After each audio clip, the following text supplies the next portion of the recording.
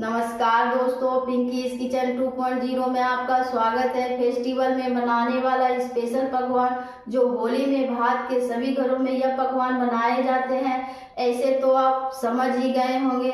चलिए आज मैं बनाऊंगी मालपुआ। इस होली में एक बार मेरे तरह से इसे जरूर ट्राई करें। एक बार मेरे तरह से मालपुआ बनाकर खाएंगे तो हर होली में इसी तरह के मालपुआ खाने की इच्छा करेगी। चलिए मैं बनाना शुरू करें। बनाने के लिए मैंने यहाँ लिया है 250 ग्राम के लगभग मैदा, और मैदा के ठीक आधा मैं यहाँ पर ले रही हूँ सूजी, और सूजी के मात्रा के समान मैं यहाँ पर ले रही हूँ चीनी। मालपुआ के स्वाद को इन्हेंस रखने के लिए यहाँ पर 25 ग्राम के लगभग नारियल का बुरादा ले रही हूँ। आप चाहे इसे स्किप भी कर सकते हैं। मैं अपने अनुसार जितने मात्रा में मालपुआ बना रही हूँ उसी के मेजरमेंट के अनुसार मैं यहाँ सामग्री यूज कर रही हूँ, और आप भी जब अपने घर पर बनाएं तो मेजरमेंट अपने अनुसार ही लें। जब आप अपने मेजरमेंट को ध्यान से लेंगे तभी आपका मालपुआ बिल्कुल मेरे जैसे मालपुआ की तरह स्वादिष्ट और सॉफ्ट बनेगी। अब इसके घोल को तैयार करते हैं। सबसे पहले मैं यहाँ एक बॉल में ले रही हूँ मैदा, इसे मैं डाल दे रही हूँ, और साथ ही मैं यहाँ डाल रही हूँ सूजी, और अब मैं यहाँ डाल रही हूँ चीनी। अब मैं डाल दे रही हूँ नारियल का बुरादा। इसे अब मैं एक चम्मच की मदद से इसे बढ़िया से मिक्स कर दे रही हूँ। इसके बाद मैं यहाँ ले रही हूँ दूध। आप दूध के जगह पानी भी डाल सकते हैं। मैंने यहाँ पर जो दूध यूज कर रही हूँ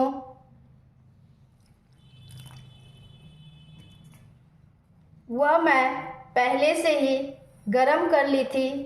यदि आप इसे पानी डालकर बनाना चाहते हैं तो आप गुनगुना पानी का ही यूज करें।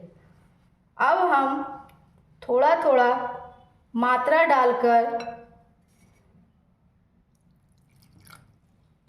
इसका घोल तैयार करेंगे। इस पूरे घोल को तैयार करने में मैं 250 ग्राम दूध का यूज कर रही हूँ। यह कम और अधिक भी लग सकता है, यह आपके मैदा और सूजी के क्वालिटी पर डिपेंड कर रहा है कि आप किस क्वालिटी का मैदा और सूजी यूज कर रहे हैं। देखिए, आप देख सकते हैं मैदा और सूजी कितनी अच्छी तरह से घुलकर तैयार हो गया है। अब मैं 2 से 3 घंटा ढक कर रख देती हूँ, क्योंकि मैं इस घोल में सूजी का यूज की हूँ और सूजी को फूलना ज़रूरी होता है। यह सूजी 2 से 3 घंटे में फूलकर तैयार हो जाए। 2 से 3 घंटा रखने के बाद देखिए यह कितनी अच्छी तरह से फूल गई है। अब मैं इसमें थोड़ा और दूध डालकर इसे एक बार फिर से मिक्स कर दे रही हूँ। अब मैं इसमें कटी हुई ड्राई फ्रूट को भी डाल दे रही हूँ। मैं यहाँ ड्राई फ्रूट के रूप में काजू और किशमिश का कतरन यूज कर रही हूँ। आप अपने अनुसार किसी भी ड्राई फ्रूट का कतरन डाल सकते हैं। चलिए इसे भी अच्छी तरह से मिला ले रही हूँ। देखिए पेस्ट बनकर तैयार है। अब मैं इसमें थोड़ा सा सौंफ भी डाल दे रही हूँ। इसे भी मिक्स कर दे रही हूँ। आप इसके कंसिस्टेंसी को ध्यान से देखें। इसी तरह की कंसिस्टेंसी आपको मेंटेन करनी है, तभी ही हमारा पुआ बहुत ही अच्छा बनकर तैयार होगा। पेस्ट पूरी तरह से बनकर तैयार है। चलिए अब मैं गैस को ऑन करके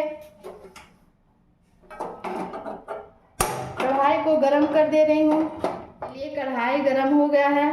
अब मैं इसमें तेल ऐड कर दे रही हूँ। देखिए तेल गरम हो गया है। मैं यहाँ रिफाइंड तेल का यूज कर रही हूँ, आप देसी घी का भी यूज कर सकते हैं। चलिए अब मैं पुआ को तलूंगी। मैं एक करछी की मदद से इस पेस्ट को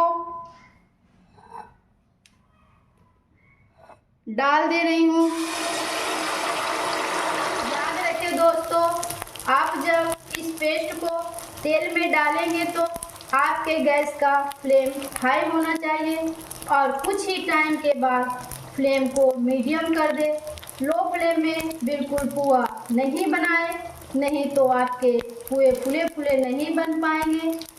इसे जब भी आप बनाएं तो फ्लेम को मीडियम टू हाई ही रखें। देखिए पुए फूलने लगे हैं। इनके ऊपर हल्के हल्के तेल डालकर इस तरह से डालें कि एक तरफ पक जाने के बाद दूसरे तरफ पलट दें और इसे भी बढ़िया तरह से सेक कर अब इसे निकाल दे रही हूँ।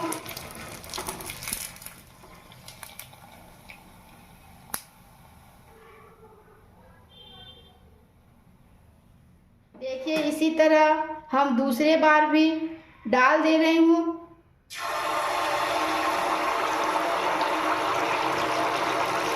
हमारे कढ़ाई में बहुत जगह बची हुई है तो मैं इसमें भी और पुआ को बनाने के लिए डाल दे रही हूँ।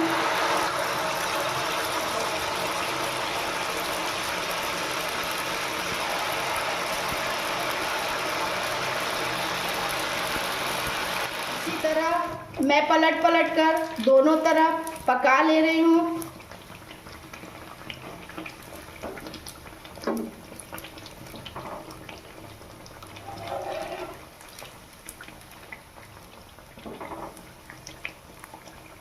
देखिए फूली फूली पूरी तरह से पुआ बनकर तैयार है। अब मैं इसे निकाल ले रही हूँ।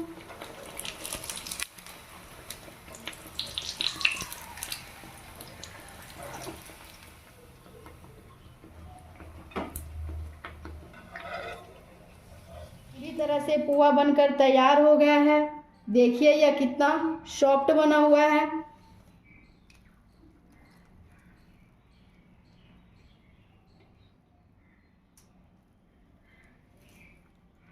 कैसी लगी मेरी आज की रेसिपी कमेंट करके मुझे ज़रूर बताएं।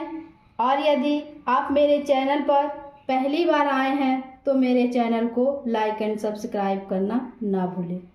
अब मैं नेक्स्ट वीडियो में मिलती हूँ, तब तक के लिए धन्यवाद।